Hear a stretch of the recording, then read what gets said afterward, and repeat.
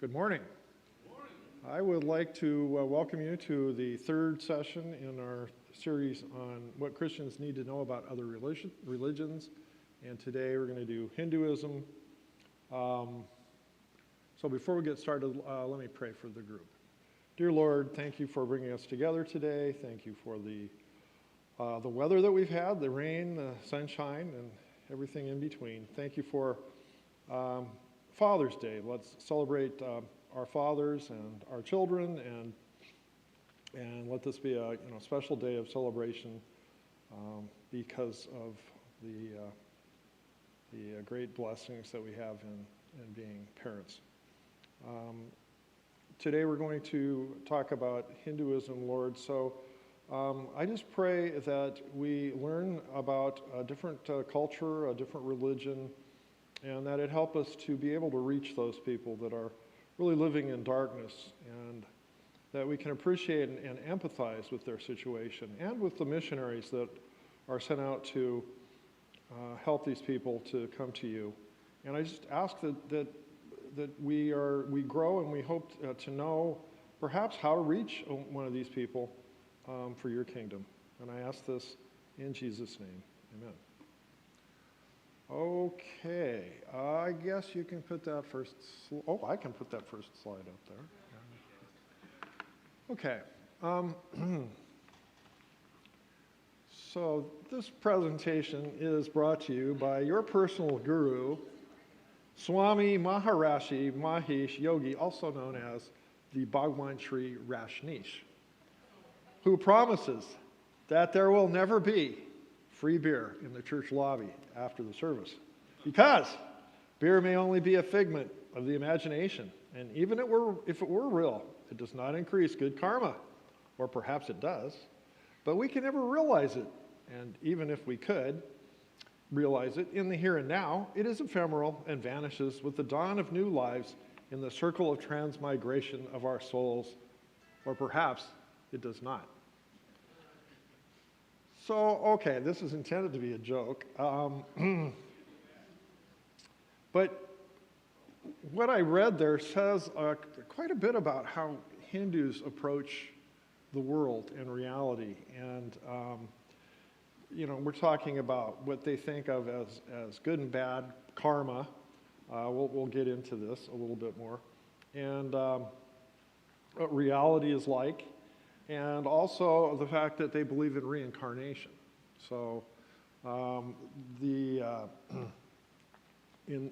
Hindu religion, souls never die. They just pass into different forms and different manifestations.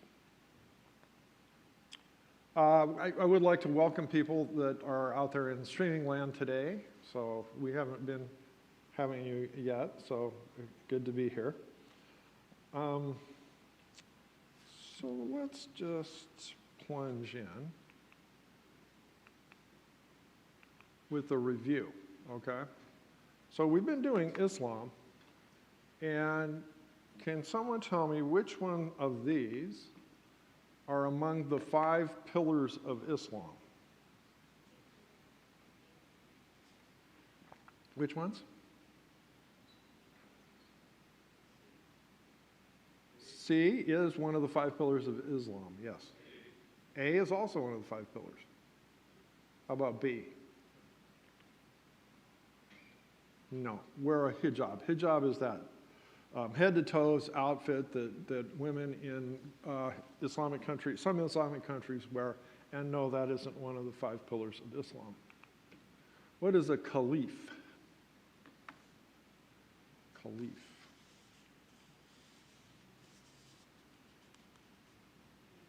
A leader, yeah.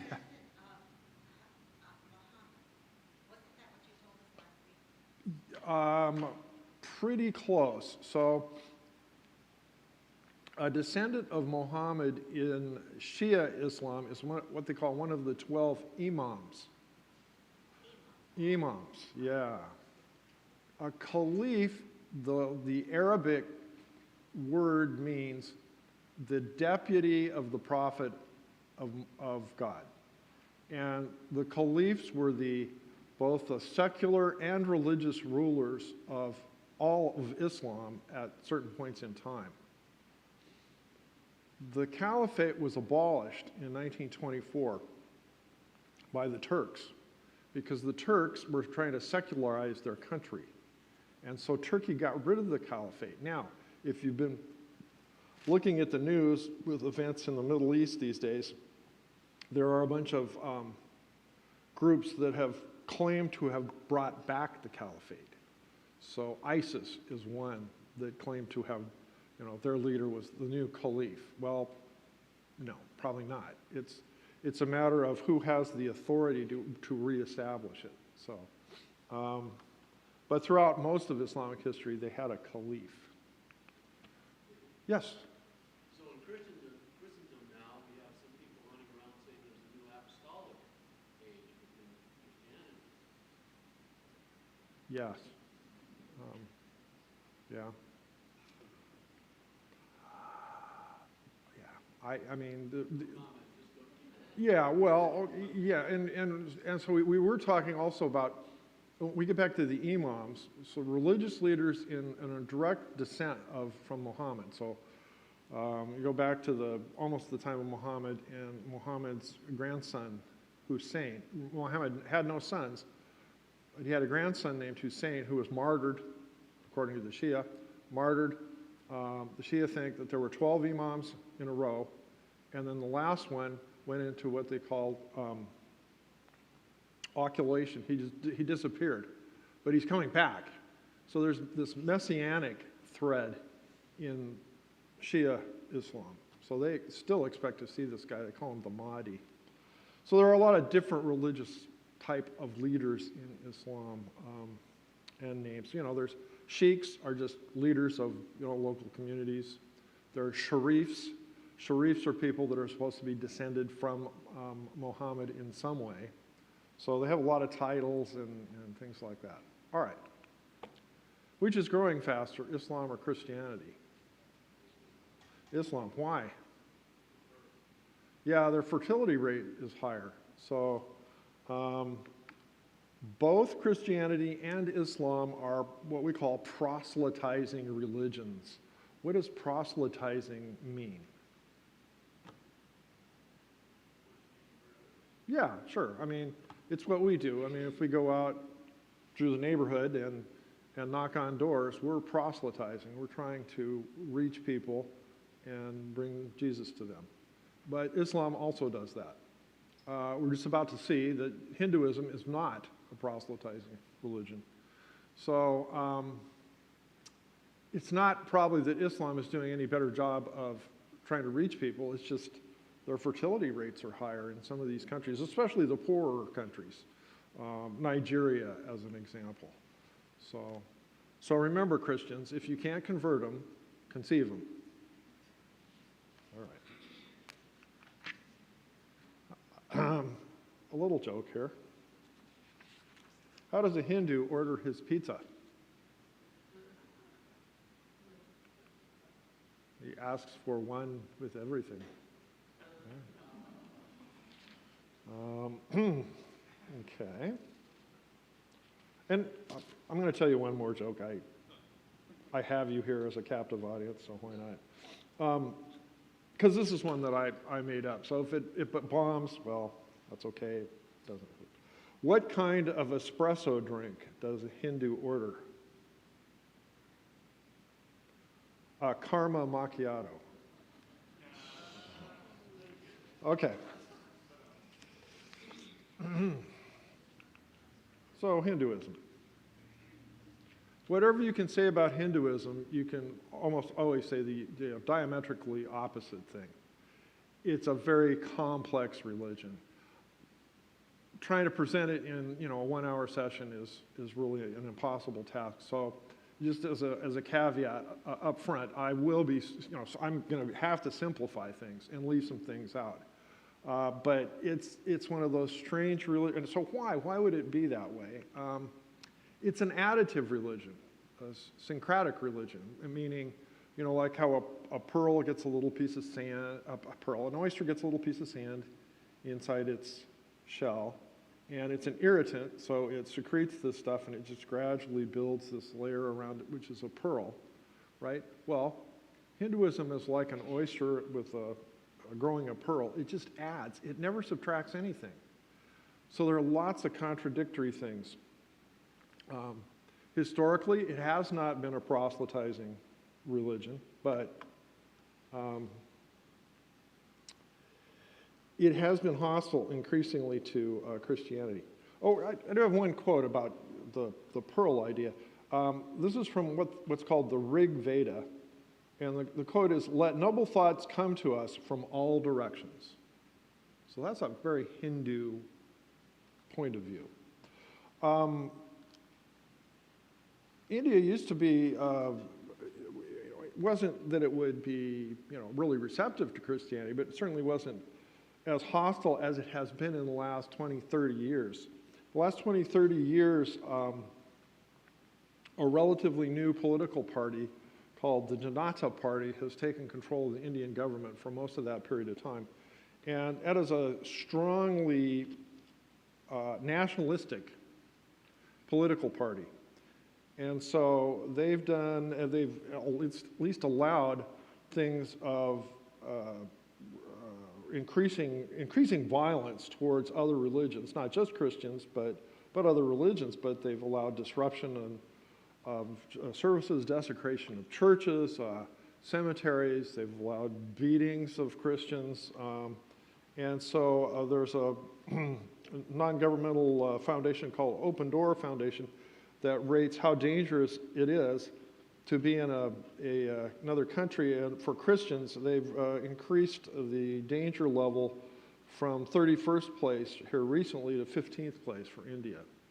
So it's becoming much more hostile to Christian missionaries and Christians that live there. And by the way, the population of India is, there is a significant Christian minority, probably at least 2 to 3%. Now that doesn't sound like a lot of people, but India has a lot of people. So I'll get to the exact population here in just a second.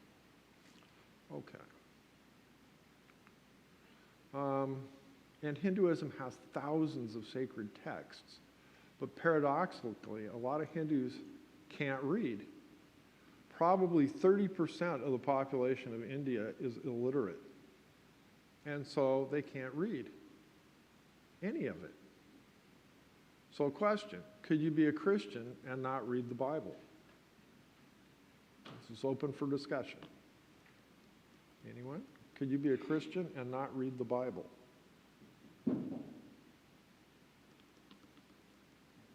Yes. Yes, you could. Okay.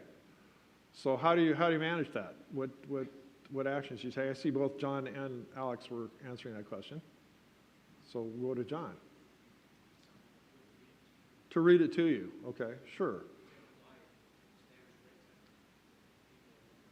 All right. Apostolic Christianity, many of those people were probably illiterate. I'm illiterate today. Illiterate, and had to have people read it to them. Okay. Another comment? Yeah? Okay.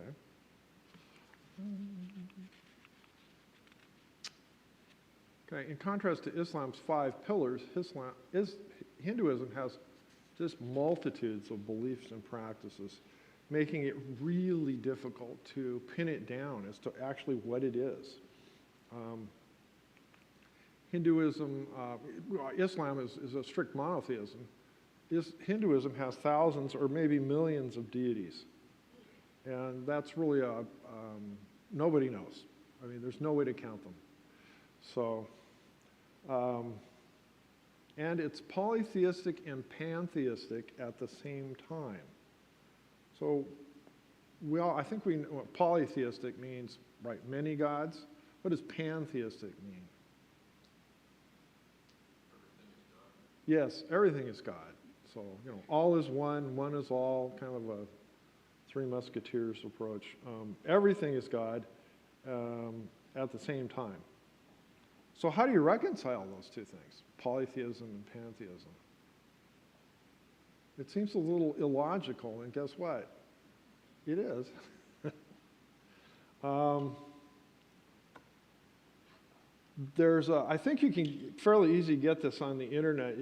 You can go out and Google Ravi Zacharias and both and he talks about, Ravi Zacharias, a Christian apologist, wrote a lot of books, and he was born in India and grew up in India, and he then converted to Christianity and was in many debates with people. And there's a great one where he talks about Hindu philosophy as being both and at the same time. But they also know what either or logic is. So basically it boils down to, even a Hindu is not going to step out in front of a bus because he knows that they both can't occupy the same space at the same time, even though Hindu philosophy might say, yes, they can. But in practical terms, no, they can't. They're not going to step into the street and get hit by the bus. So if you really want to get into that, that's kind of fun to listen to.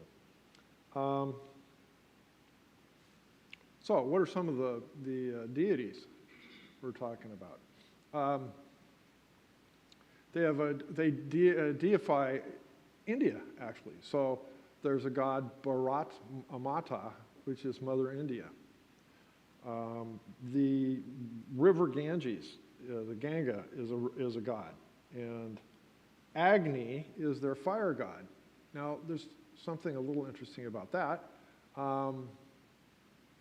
That's where we get the English word ignite or ignition, which shows you that Hindu and the other European languages are related. They're all part of the family group called Indo-European languages. And so there's a definite link between Hindi and English, although sometimes it's a little hard to see. So other gods, they have Vayu is the wind god, Surya the sun god, Soma is the moon god, Varuna is the ocean god, and I could go on listing Hindu gods for hours, and I wouldn't get them all. Most of the gods that you see listed there represent physical things like, water, fire. Gods could be trees, even mountains and things like that. So it's a very animistic type of religion at that point. The thought is that originally that's what Hinduism was like. And then, as I said, it's additive. So over time they added the personifications, the anthropomorphic type gods. So the people gods show up. Yeah, okay, here's a question for you. What people or peoples in the Bible worshipped many gods? Egyptians? All of them? Yeah, pretty much all of them. I mean, this is what makes Judaism distinctive. I mean, they only had one God. There aren't a whole lot of monotheistic religions, relatively speaking, compared to the other religions in the world. Most religions are polytheistic religions. So Hinduism is pretty typical in that respect, although it does have the pantheistic aspect, which makes it kind of weird. Okay. This is the map of India. The reason I put that up here is because it's a little more complicated than it looks. India sits down here in between the Arabian Sea, the Indian Ocean. Over here is the Middle East, so we get. Oh. Over here would be Iran, Iraq, the Middle East. Arabia is down here. China in this direction. India used to include the countries of Pakistan and also the country of Bangladesh here. And in times gone by, it was referred to as Hindustan. That is, all these areas were linked together by culture, language, and so forth. Having said that, there are dozens of languages that are spoken in India. Typically in southern India, they speak different kinds of languages from northern India. Northern India is more predominantly the Hindu speaking, and southern India has other languages. There are what they call Dravidic languages, which are totally different language family than Hindi, which again is this Indo-European language. It's the largest country in the world. It just exceeded 1.4 billion people. And also it surpassed China as the largest country in the world. First time since they've been basically been counting population that India has exceeded China. Apparently China's population is basically stagnating, where India's is still growing. And again, it has to do with fertility. 1.4 billion people. So what that means is, looking at the third point there actually, Hinduism is the third largest religion in the world. 1.1 billion people. Probably about 1 in every 7 people that walk the earth is a Hindu. If it's India, it's Hindu. If it's Hindu, it's India. So this is a different perspective on what religion means. It's bound up with a national identity. You can't separate what you would be if you're Hindu. You're just Indian. Now, and yet, having said that, there's a whole bunch of other different religions in India. There are religions called Sikhism. There are the Jains. There's some Parsis. There are some Buddhists. Buddhism began in India, and it was thriving for quite a while, and then basically it left. And we'll be talking about Buddhism, but there aren't that many Buddhists left, but there are still Buddhists. So India is like a kaleidoscope of different religions and different languages. The dominant language in India is Hinduism and also English, because India was colonized by the British for about 300 years. They left in 1947. When they left, actually let me go back. When they left, they partitioned it. So all of this used to be India. When the British left, they partitioned it and they created this country called Pakistan and this country called Bangladesh. Actually, at the time they left, this was East Pakistan. So these were they were separated, they were the same country, and then the Bangladeshis left Pakistan. So now why did this happen? Why did the British partition India? The great Indian leader for independence, Mahatma Gandhi, didn't want it. Didn't want the subcontinent of India to be partitioned. But why did this happen? It's a religion. Yes, because of character. Yeah. Predominantly Pakistan is Muslim, and so is Bangladesh. And so they didn't want to be part of Hindu India. And the British acceded to those demands and partitioned the country.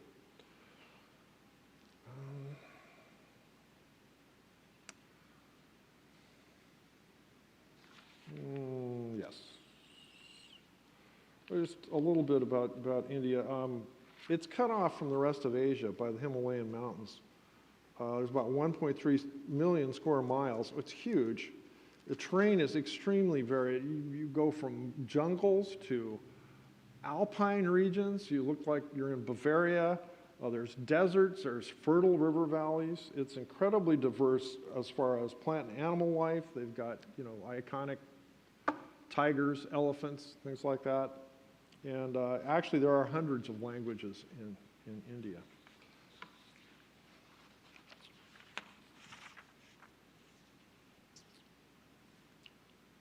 But, let's see.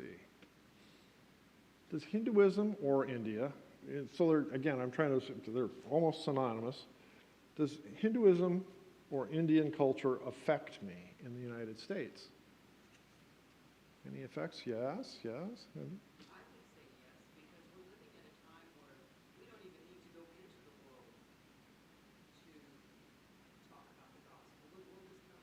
Mm-hmm, mm-hmm, mm-hmm, mm-hmm.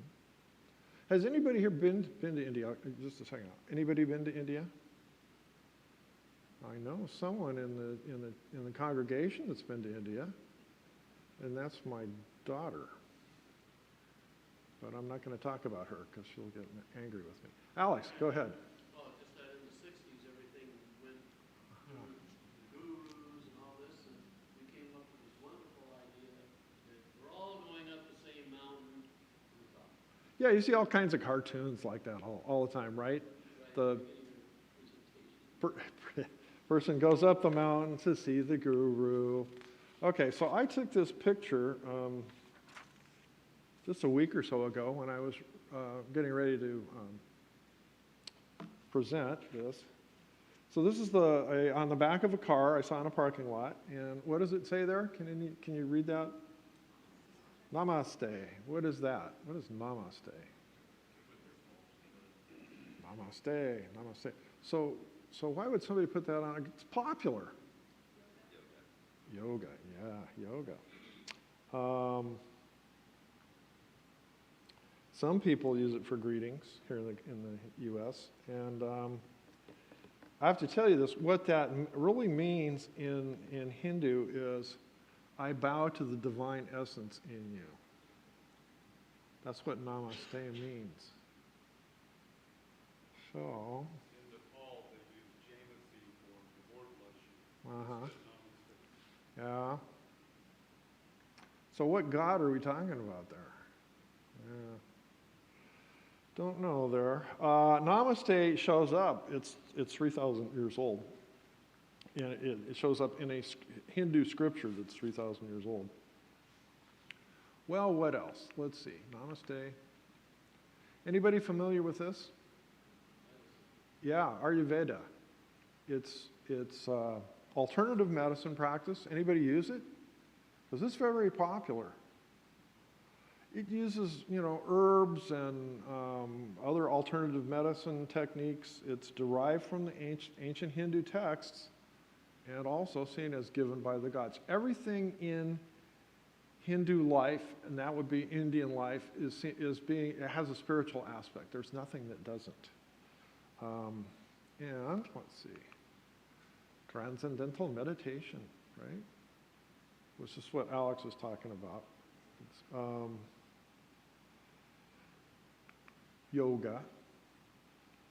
And boy, I talked about this with my wife. What should I say about yoga? I felt like it would be about as popular as ants at a picnic. Now I know some of you probably have done yoga. It's that popular. All the recreation centers and so on have yoga classes. We'll talk about it more in just a minute. And there's gurus. There's a song out there called My Sweet Lord. Anybody ever heard that one? George Harrison. And who is George Harrison's sweet Lord? Anybody know? Who's George Harrison talking about in that song? Hare Krishna. Uh-huh. All right, let's look at just a few pictures. So you got yoga.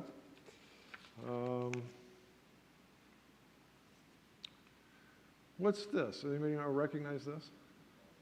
Bollywood. What's Bollywood? It's the film industry over there. Yeah. Has anybody ever seen any Bollywood movies? Or would admit to it? I've seen hundreds. And the reason is because my daughter went to India, and it sort of became it was a hobby. So we watched a lot of Bollywood movies. They're strange movies because even if they're serious movies, all of a sudden they'll break into these song and dance routines. It's like from the 1930s American movies, these big song. It's a different form of that. What about this? Rolling Stones. Does anybody recognize Rolling Stones?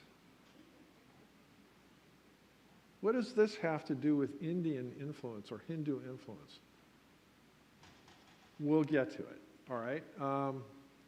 Ayurvedic medicine, and this is George Harrison. I guess you probably can't see the lyric up here, but right here, here's his lyrics. My sweet Lord, hallelujah, my sweet Lord, hallelujah, my Lord, Hare Krishna. if you never picked up on that. Okay. What about their diet since they believe in reincarnation? Their diet? Yeah, food. You mean like that? Well, yeah, Indian food has all kinds of ceremonies and rituals around and about it. When they eat, and this is pretty universal, they take drops of water, they run around the table a bunch of times, they drop water on the food, they take ceremonial pieces of rice and they pray over those little grains of rice and they eat those, and that's just one. There's all kinds of So if you're eating meat, you could be eating your neighbor. yes, you could. So reincarnation, you can be reincarnated as, you could be reincarnated as Billy Graham, but you could also be reincarnated as a flea. So,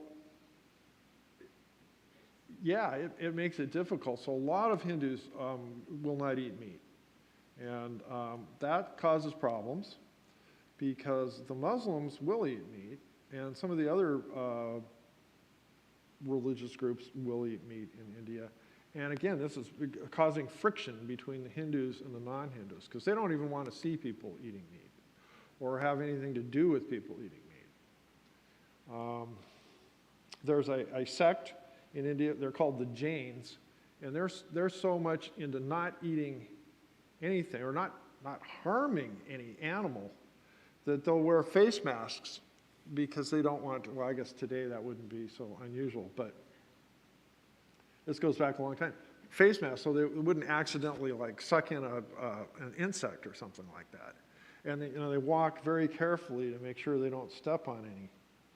If I see a slug or something, I get it, but no, they don't want to do that. All right, and let's see, got the Beatles? Yes, I guess we got everybody up there. So, oh yes, I forgot, those are the Hare Krishnas. Has anybody ever been accosted by a Hare Krishna? It's like you're walking through the airport and they'll hand you a tract and so on. Okay, so my question to you is, are we practicing Hinduism when we're participating in yoga?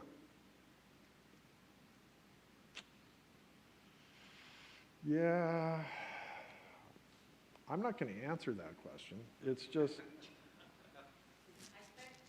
I spoke to Shem about yoga once. He said, the thing that yoga does for us is makes us more open.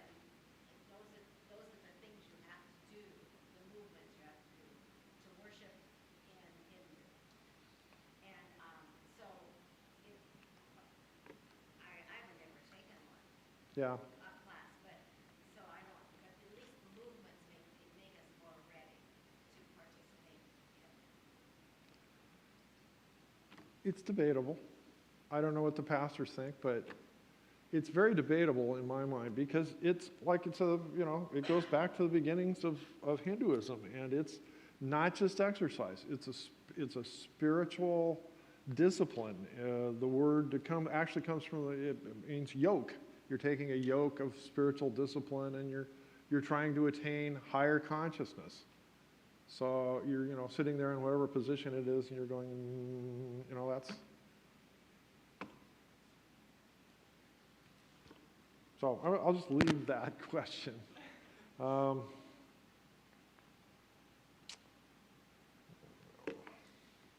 Let's look at Hinduism versus Christianity.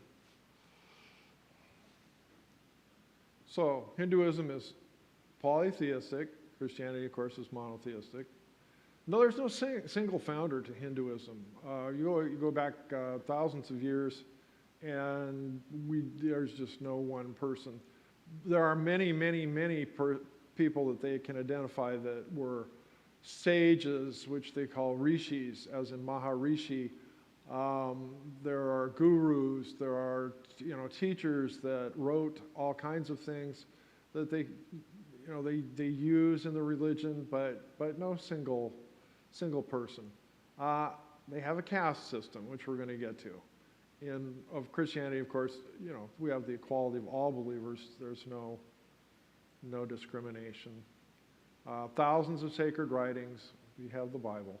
So it's said that, you know, if you took a room like this and you filled it with shelves, floor to ceiling, and you piled books on there, that's how much there would be as far as Hindu sacred writings. Nobody could read it all. Just one of they're epic. There's an epic called I have to get it right here, Bhagavad Gita. Who said that? Good job. Bhagavad Gita. That's about 8 or 10 times longer than the Bible. So very, very voluminous writings in Hinduism. They do believe in a cycle of reincarnation. We do not. There's no real sense of salvation or grace. And of course, Christianity has the saving grace of Jesus. They have in the past, and even continuing today, practiced some animal sacrifice, and formerly, in some cases, human sacrifice. And we'll get to that a little bit more. Okay. Origins. It's about 4,000 years old. The name Hindu it's not actually how they would refer to themselves. There are some other terms that they have in Hindi that mean, you know, things like, like the spiritual discipline, and it doesn't it doesn't actually say Hindu at all. Hindu was imposed upon them by invaders, the Persians and the Greeks, and they came to the northwest part of India where the Indus River is. And the Indus River was actually called the Sindus, but the Persians dropped the S and put in an H because that's the way they transliterated it into their language. And so it was the Persians that actually called the area Hindu or India. The Greeks actually contributed to that too. And then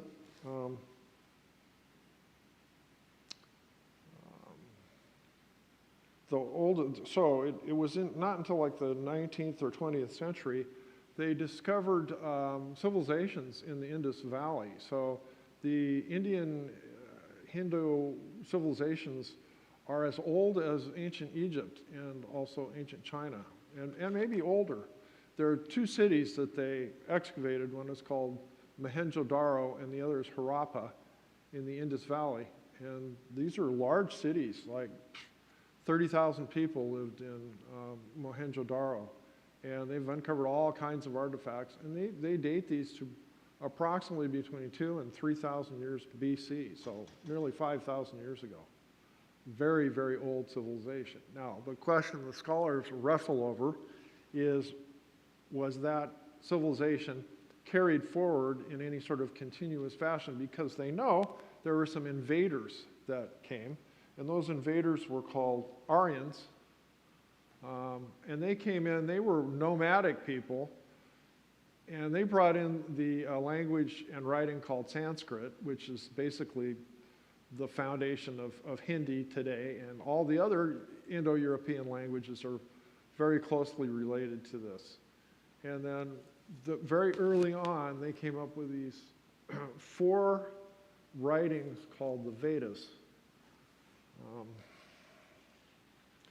And it's been said that if you really want to define a Hindu is somebody that believes in the Vedas or accepts the Vedas. If they accept the Vedas, they're Hindu. If they're Hindu, they accept the Vedas. Because you can say almost anything about what Hindus believe, but they all generally acknowledge this as the foundation of Hinduism. So the Vedas, they're the oldest of the Hindu scriptures. There's 4 of them: the Rig Veda, the Yajur Veda, the Sama Veda, and the Artha Veda. The Rig Veda mostly hymns and creation stories. Yarjur is worship rituals. The Samaveda is liturgical stuff, and the Atharva Veda involves prayers and incantations, but that's a simplification of what's in all of these. Mm-hmm.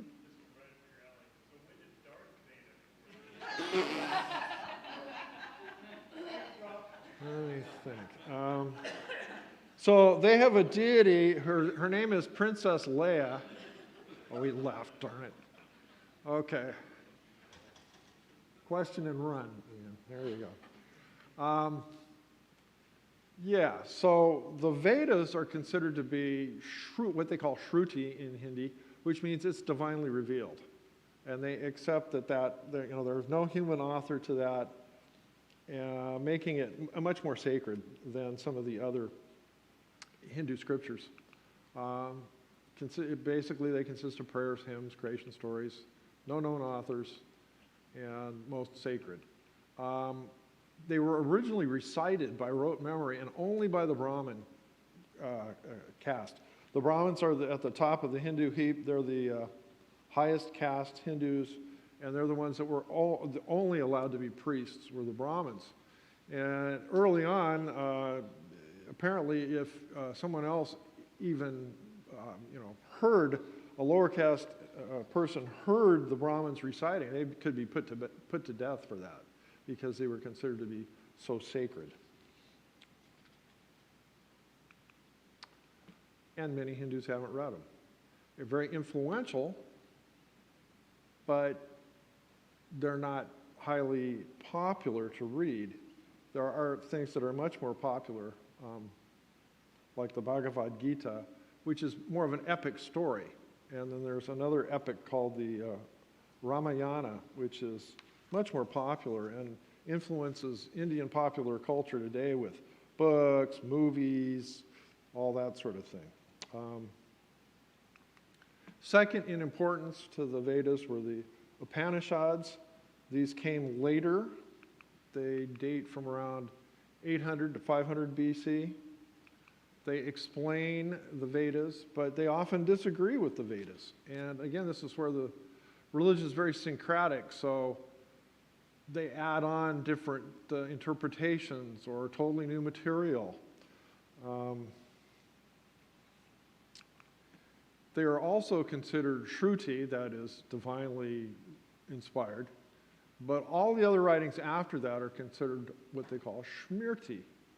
And that the writings they're called Puranas, Sutras, the Ramayana, the Bhagavad Gita.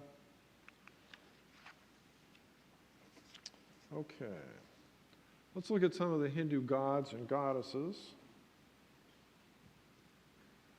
Up here we have Shiva, Brahma and Rama. Ganesha, the elephant-headed god. This is also known as the god of the Republicans. And I'll just leave you to determine which one is the god of the Democrats. Hanuman, the monkey-headed god. Indra, Kali, Vishnu, Sita, Krishna. So we have Vishnu and Krishna. I'm sorry, Krishna and Vishnu. Lakshmi, Parvati, Agni. Remember, he's the god of fire, so he's the ignition, Agni. Durga, Kartikeya, Kama. Right? So now you know all the Hindu gods. Well, no. Brahma, Vishnu, and Shiva are the three most important, and they are respectively associated with being the creator, Brahma, the preserver, Vishnu, and the destroyer, Shiva. However, it gets a little more complicated because these are the major league gods, and there are minor league gods, there's bush league gods, there's little league gods. They have gods for everything. So these are the common gods to Hinduism, but cities, towns, villages have their own gods and goddesses, and they have temples to these gods and goddesses. The goddess Lakshmi is the goddess of wealth, fortune, power, beauty, fertility.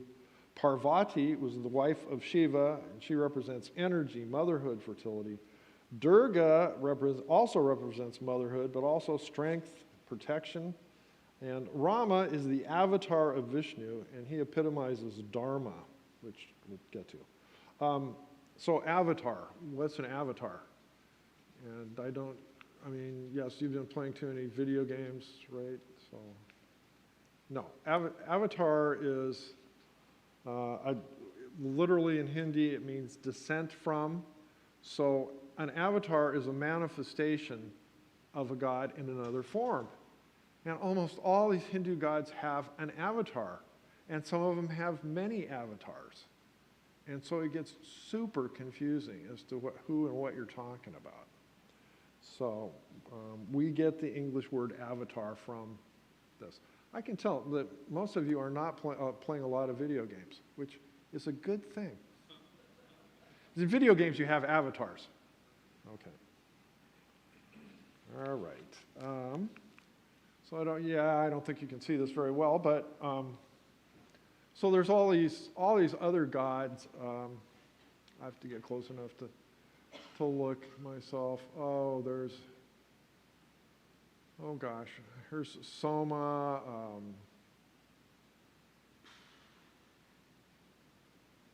I can't read them myself. So just know that you have the upper echelon gods, and then there's lower echelon gods, and there's just, Hinduism is just lousy with gods. They're hanging off everywhere and everything. All right. 98% of Hindus believe in God of some kind. We do have pantheists and polytheists. Now, they can be pantheists and polytheists at the same time. Again, sounds totally illogical from our Western point of view, but to them, it's no problem.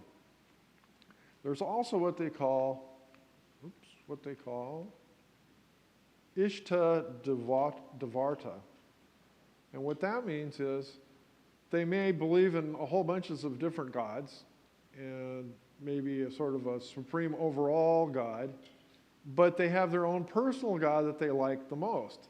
So this was a survey done by the Pew Research Center, found that 44% of Hindus feel closest to Shiva, 35% closest to Hanuman, that's the monkey-headed god. Great choice. Okay. 32% closest to Ganesha, the elephant-headed god. Ganesha, by the way, is the god of, he helps you with any obstacles. So if you are going out the door in the morning, you might say a prayer to Ganesha so that you won't have problems during the day. The monkey god, he shows up in the epic poems, if you will. And he's supposed to be super strong, like Samson, and a hero. He runs around having all kinds of adventures, and he's very heroic. So this could be one reason why the monkey-headed god is so popular. 28% feel close to Lakshmi, 21% to Krishna, 20% feel closest to Kali, and 17% to Rama. Okay. Well, let's look at one of these gods in particular. I'd like to introduce you to Kali. Kali is actually a god that you don't want to meet because she looks like this.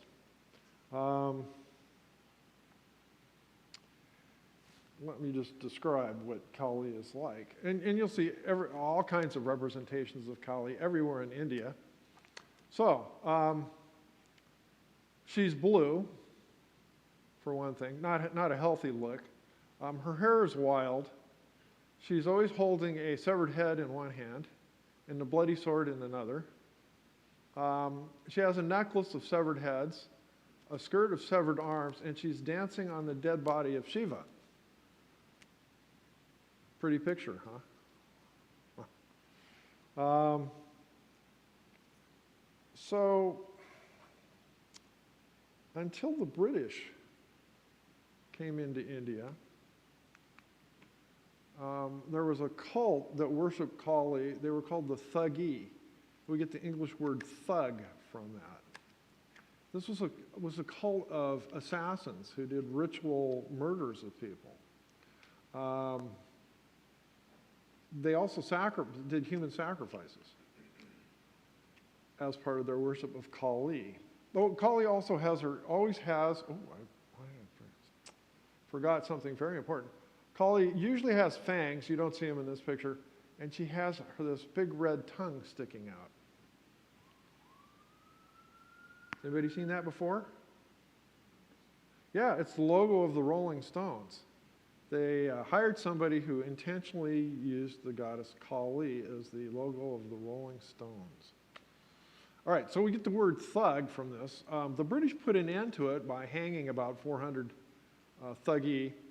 Apparently, there's sporadic reports of thuggee showing up here and there from time to time. They still sacrifice animals to Kali and some of the other Hindu gods. So they're not as benign and happy and warm and fuzzy as a teddy bear. These Hindu gods and goddesses. There are ones that you really don't want to meet. Here's another. This is the goddess Anjana and Hanuman, the monkey god. She's the mother of the monkey god. I can't figure that one out either. Well, actually, she was the consort of apparently another god that was a monkey-headed god. So Hanuman, the monkey god there, figures prominently in the Bhagavad Gita and the Ramayana, which are the big epic poems, the ones that came along later, not considered to be divinely revealed, but super popular. If Hindus have read any of the Hindu scriptures or literature, they've probably read this. So he's a hero, he's really strong. He is an avatar of Vishnu, among other gods. And I don't know, I guess in the words of one of the famous pastors of our time, my. So David, Yeah. the Ganges River is a sacred river. How does that relate to, I think, them and death? Well, let's see. All the rivers in India are sacred because they're all, it's all animalistic type worship. The Hindus will want to distribute ashes of their dead into the Ganges because, it's from the Ganges to the Ganges, it's this back into the universal ocean. I'm a drop of water. I go back into the universal ocean. And so when and Hindus, a large majority of Hindus use cremation. And cremation is expensive in India because there's not that much wood available. It's expensive. So, but that's, time out of mind. That's the way they do it. So they return, into the Ganges. Yeah. Did that answer your question? Yeah, sort of. Yeah, well, almost all the natural features of the country, the Ganges is especially sacred. A lot of Hindus will have a little a vial or bottle of water from the Ganges in their homes. Or there are other sacred rivers. They take things like stones from the Ganges or from one of the other sacred rivers, and they'll worship those and pray to those. I don't know. Everybody looks sort of stunned-eyed. I don't know if it's...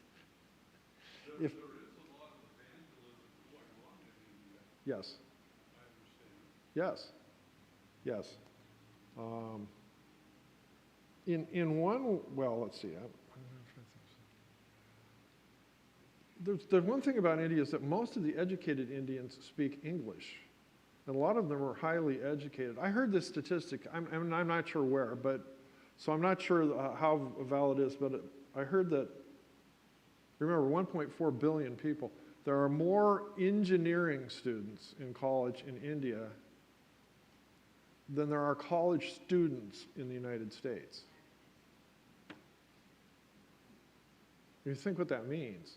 I mean, engineers are highly educated, very, probably some of the brightest people, and technological innovation depends on training, bright, smart engineers, and they have more engineering students than we have college students. Wow. Again, my. That's just amazing. Okay. Yes? So, going back to the caste system, can you speak a little bit on that?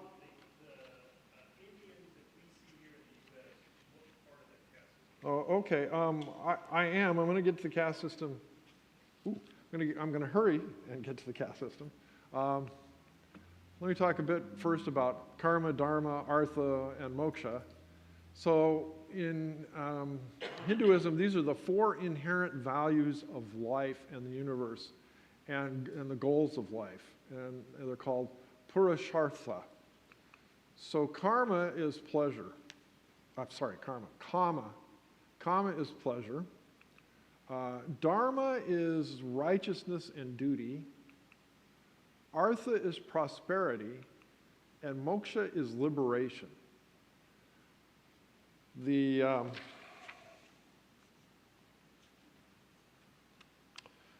goal of all Hindus is to achieve moksha, because moksha gets you out of this cycle of reincarnation.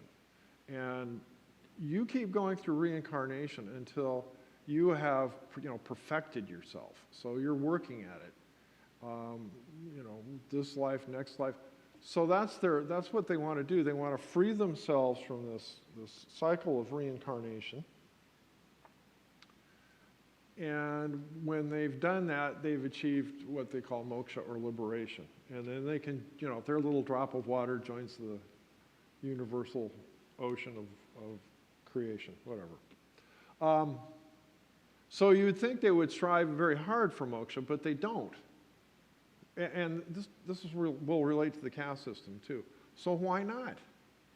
Why wouldn't they want to get rid of all this the pain and suffering of being first a person and then a flea and then a cow and whatever it is?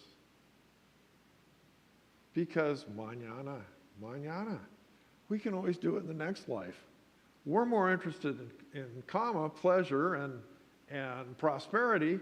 We don't really have to worry about moksha because we'll just get at that in the next life. That's kind of the way they look at it.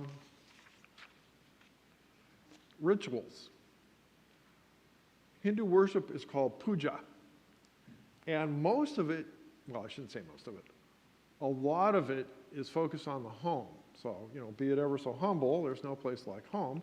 So in the home, they do a daily bath for purification. They have domestic shrines to one or more gods. Those shrines could be a picture of a god. They could have items of worship like stones from the Ganges, stuff like that. They say prayers all the time. They get out of bed, they say a prayer to Mother Earth. They pray to Mother Earth because they're stepping on her. Okay? So Hinduism is a daily life of a Hindu is suffused with all kinds of spiritual stuff. They meditate and they say mantras. The mantras like that, or they'll just chant like Hare Krishna, Hare Krishna, Hare Krishna, Hare Krishna, and basically until they achieve this higher consciousness is the idea. Here's one thing that they would say, just one example. May Brahma, Vishnu, and Shiva, along with the planets, Sun, Moon, Mars, Mercury, Jupiter, Venus, Saturn, Rahu, and Ketu, grant this day to be a good day for me. They might chant that or say that before they head out the door. They do ceremonial eating. So again, all those rituals around the food and eating. Usually for the poor, and I said they bathe every day. India's a poor country. I mean, a lot of it. So the poor people might go outside to bathe, partially clothed, using an outdoor tap.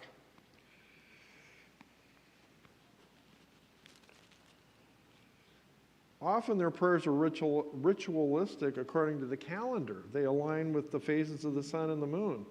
So on the full moon, you would worship Rayana, ooh, these are hard words to say, which is a god that combines Brahma, Vishnu, and Shiva. You know, you get 3 for 1. Here's another mantra that they might say. Earth, atmosphere, heavens, we meditate on the sacred light of the effulgent source. Let that inspire our thoughts. Okay, so they get supplication. Their prayers are often supplication. Prayers of supplication for things that they want or need. And they also, as far as the calendar goes, they tend to be very aware of astrology and horoscopes. So they will pay attention to horoscopes quite a bit. Okay, temple worship.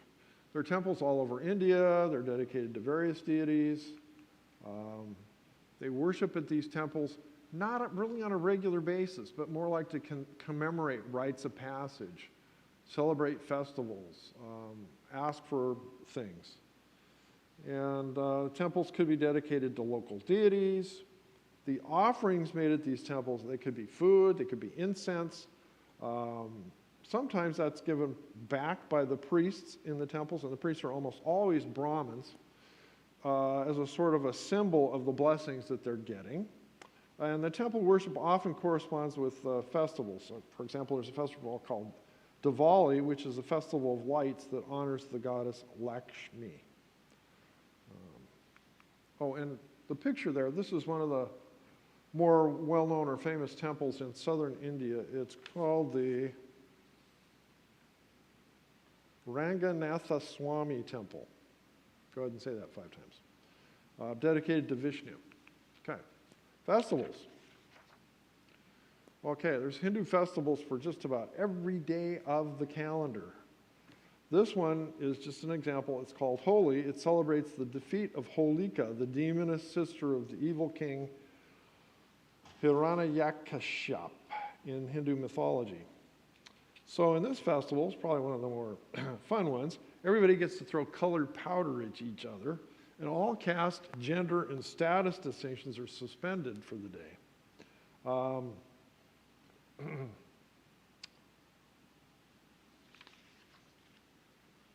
So, question, now that we've had a little bit of exposure to Hinduism, how is Hinduism different from Islam and Christianity?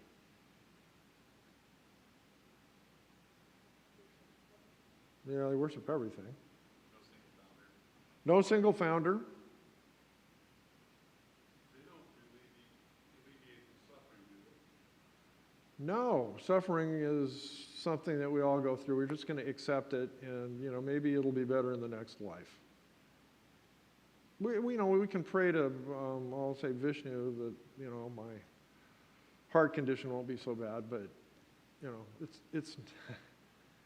it's different from Christianity. I don't think there's a big sense of mercy, salvation. Sounds like it's fatalistic. Fatalistic, yes, I think so, very much so. So, is Hinduism a religion, or is it something else? So getting back to the kind of the question that I asked a couple times is, what is a religion?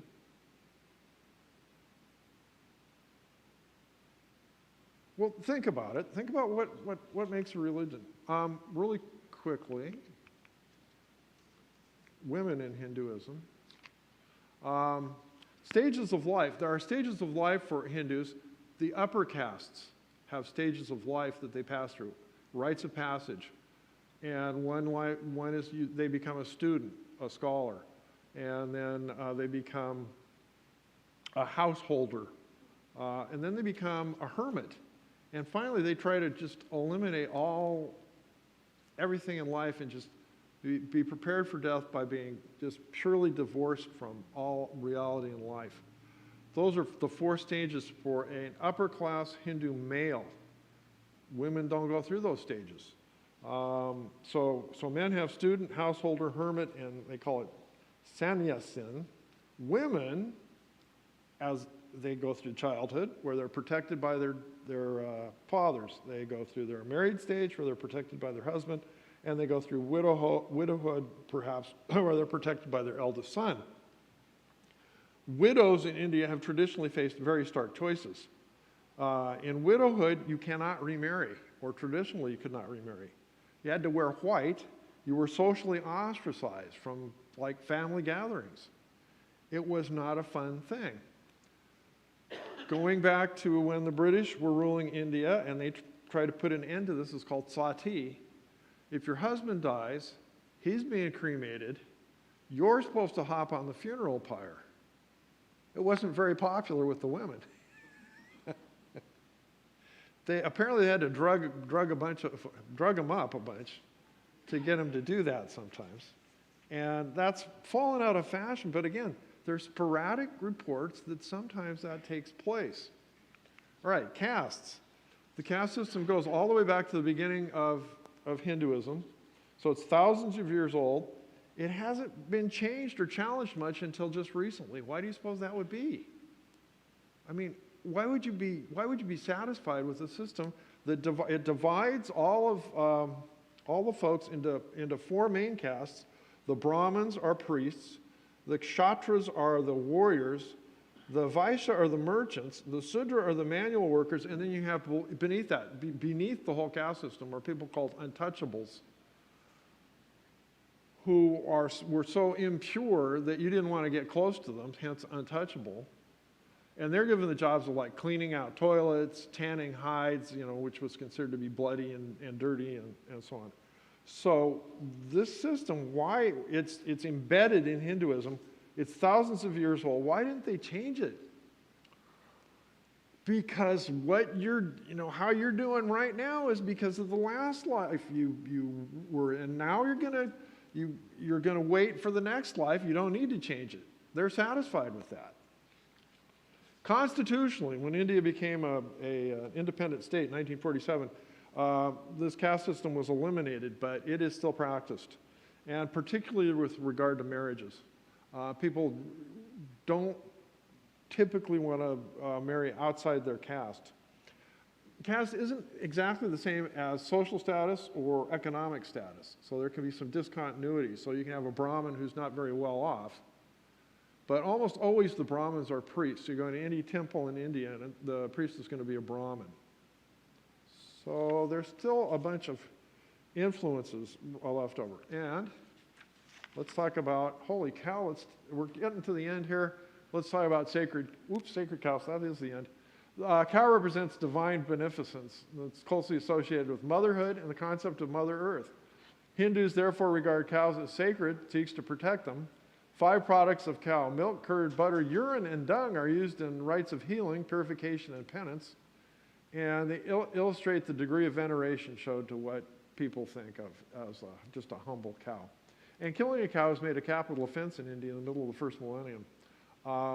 Right now there's some friction in India over like Muslims and so on, Muslims can eat beef, but Hindus don't, over killing them, and they've been passing laws about where you could kill a cow and where you can't, and so on. And so this is just, again, a sort of an emblem of their notions of reincarnation, because, Uncle Fred could be the cow, so you don't want to kill Uncle Fred.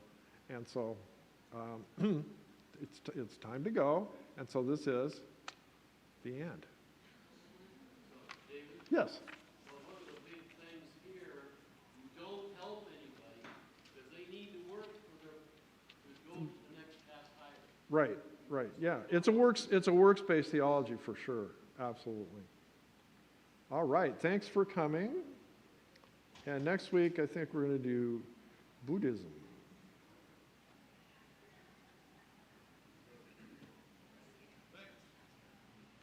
Let's pray really quickly. Sorry. That's what you're waiting for.